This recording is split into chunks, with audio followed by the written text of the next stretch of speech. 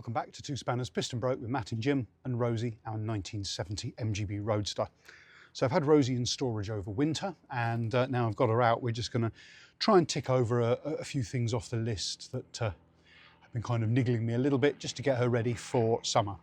So one of the jobs I wanted to tackle is to lubricate up the seat runners, just to make sure they slide backwards and forwards nice and easily. We'll take this opportunity to give the interior a good clean as well, hoover out the carpets and so on. So what we've done is tip the seat forward, sit it right forward on its runner and tip the backrest forward. So there are 4 bolts that go into captive nuts in the floor pan. So they're just down here and they are 7/16. I found that a crank spanner like this is just the ideal thing for getting in underneath the seats to remove them. So basically work your way around, undo these 2, there's another one just down here, slide the seat back and do the front 2 runners. Then you're able to lift the seat clear of the car. There'll probably be some spacers and some little wooden slider pieces. You can just see it just here, which will go back in. Then we'll give the carpets a really good clean out. Okay, so I've removed the driver's seat from Rosie, tipped her up. These are the seat runners here. So these slide inside, move that round there so you can just see there's a captive sort of curl bracket bolted to the seat, and the runner then slides. This one is the locking one. So it's actually captive with this spring lever at the moment. The passenger side one is in there, and you can see how there's a lot of friction on there, so we need to try and improve that. I've also noticed now we've taken the seat out that actually the rubber webbing that goes underneath and the diaphragm is not in very good condition on this seat. Now we had planned to change the covers along with the carpets later on in the year, so I think when we do that we'll add new webbings and diaphragms to the seats. I'll have a look at the passenger one in a sec. But what I'm going to do now is go ahead and lubricate up the runners here and just hopefully get them sliding a little bit easier. Okay, so I want to put some lubrication onto the runners here. Now, I don't really want to use a conventional grease because I don't really want to get it all over the carpets in the interior. So I've got a couple of things we'll try. I've got a dry PTFE spray, and I've also got a high performance silicone lubricant. So we'll give these a go and see which one works best. So what I'm going to do is just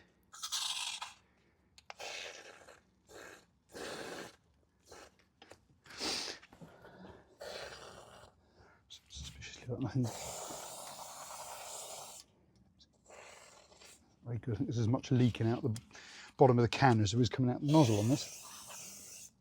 But we'll give that a good spray in there.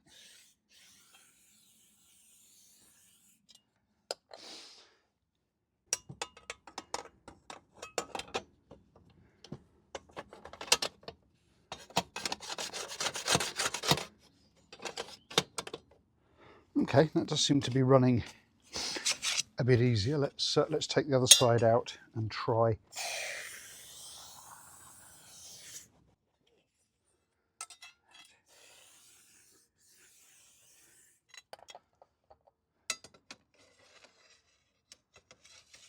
Okay, well hopefully that's the runners lubed up. So what we'll do now is to bolt the seat back into the floor, and we'll have a look and see if it runs any better.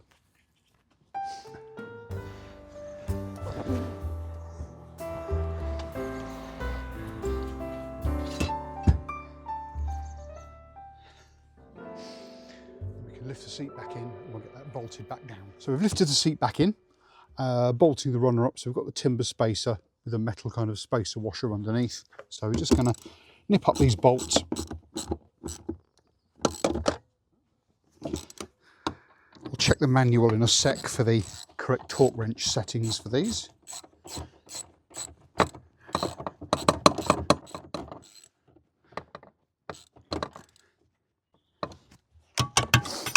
They're mounted up on there. Slide the seat backwards, and then we'll just nip up the front bolts. So this is probably better done with the 7/16 crank spanner. There isn't quite room to get a socket set under. So we'll see how long this lubrication lasts on here. I may have to put some actual grease on if it's not going to last long. I was a little bit reluctant to do that in the first place because I don't want it getting all over the carpet.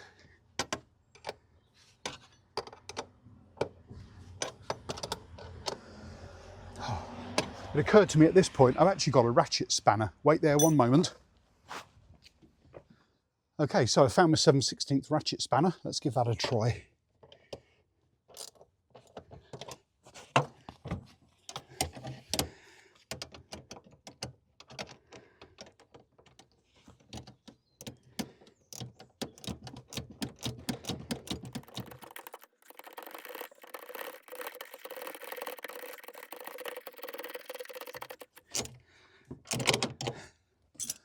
Okay, that seems better. So I'll just release the seat. There we go. And that's sliding a lot better. That's probably about as good as we're going to get, I think. So we'll do the same on the passenger side, get that one adjusted up.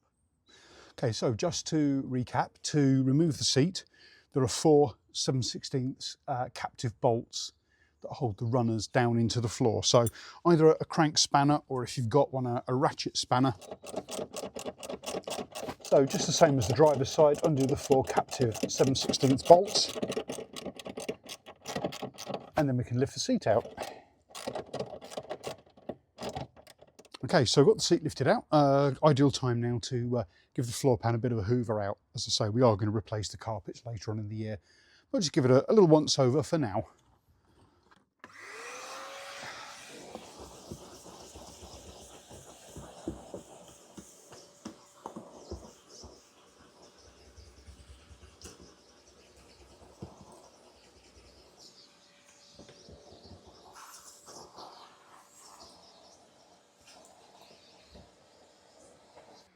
I think that'll do for now. I don't know what this carpet's made out of, but the dirt's not actually coming out of it. It's just pulling all of the fibre of the carpet up. So it's definitely time, I think, for a replacement. So what we'll do now is have a look at the runners and see about lubricating those up to make them slide a little bit easier. Okay, so I've given the seat runners a bit of a clean up and lubricate, so we're ready now to pop the seat back in.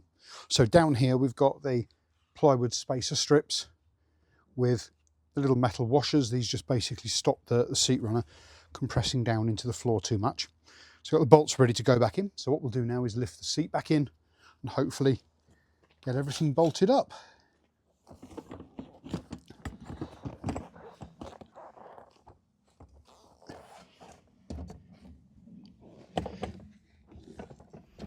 Okay, well that took significantly more time than I expected it to. The driver's seat dropped back in quite well, but we've been struggling to get the passenger seat lined up, actually to the point at which where we had the sort of the locking lever, the little spring was jammed on the seat runner.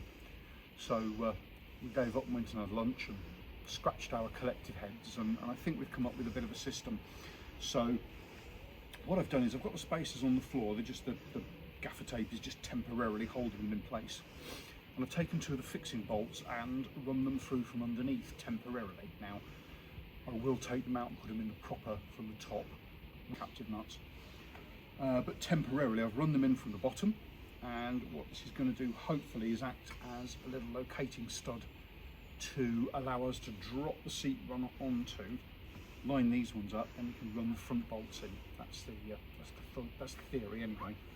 So let's see how we get on with that.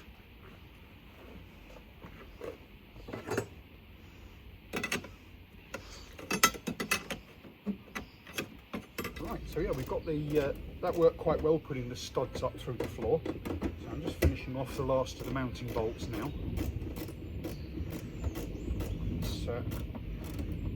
Let's get that nice and tight. There we go.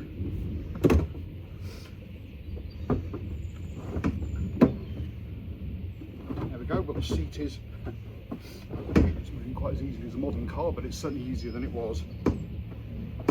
So yeah, the seat is moving, so I think we'll call that, once we've put the floor mats back in, tidied up and had a cup of tea, that's another job ticked off the list.